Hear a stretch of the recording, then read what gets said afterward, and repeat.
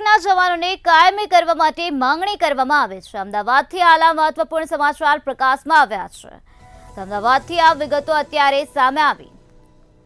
વર્ગ 4ના કર્મીનો દરજ્જો આપીને 20,000 વેતન આપવા માટે માંગણી કરવામાં આવી છે। ટ્રાફિકના જવાનોને પીએફ તેમજ મેડિકલ લાભ આપવા માટે પણ રજૂઆત કરવામાં આવી।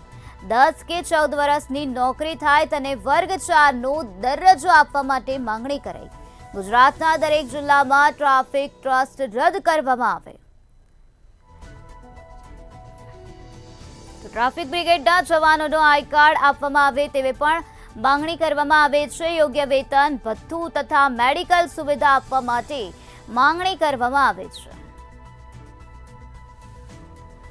આ જ મુદ્દે વધુ માહિતી આપવા માટે આપણી સાથે સંવાદદાતા મિત રાઠોડ જોડાઈ ગયા છે। જે મિત, ટ્રાફિકના જવાનો દ્વારા માંગણી કરવામાં આવે છે, રજૂઆત કરવામાં આવે છે। ગુજરાતના દરેક જિલ્લામાં ટ્રાફિક ટ્રસ્ટ રદ કરવામાં આવે તેવી પણ માંગણી કરાઈ છે। શું છે વધુ માહિતી? જી નિરાલી, જે અમદાવાદના ટ્રાફિક બ્રિગેડના જવાનો છે ત્યારે આજે કલેક્ટર કચેરી ખાતે આવેદનપત્ર પાઠવ્યું હતું।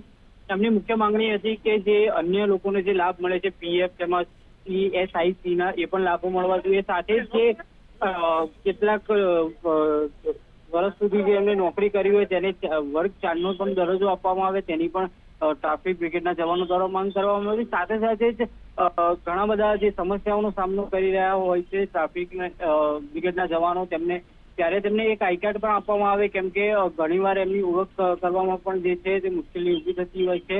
ત્યારે આની પણ માંગણી કરવામાં આવી છે અને સાથે જ ખૂબ જ મુશ્કેલી પરિસ્થિતિઓમાં તેઓ જે છે નોકરી કરતા હોય છે, તેથી તેમને મેડિકલની સુવિધા પણ આપવામાં આવે તેવી માંગ કરવામાં આવી હતી। 2 દિવસ પહેલા તેમને વિરોધ પણ નોંધાવ્યો હતો। ત્યારબાદ હવે જે છે કલેક્ટર કચેરી ખાતે તેમને આવેદનપત્ર આપી પોતાની માંગ મૂકી છે। જેમિત, સમગ્ર માહિતી આપવા બદલ આભાર।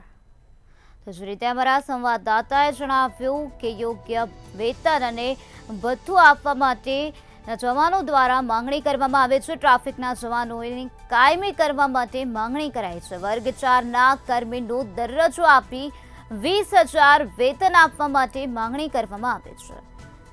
તો ટ્રાફિકના જવાનોને પીએફ તેમજ મેડિકલ લાભ આપવા માટે પણ આજે રજૂઆત કરવામાં આવી છે।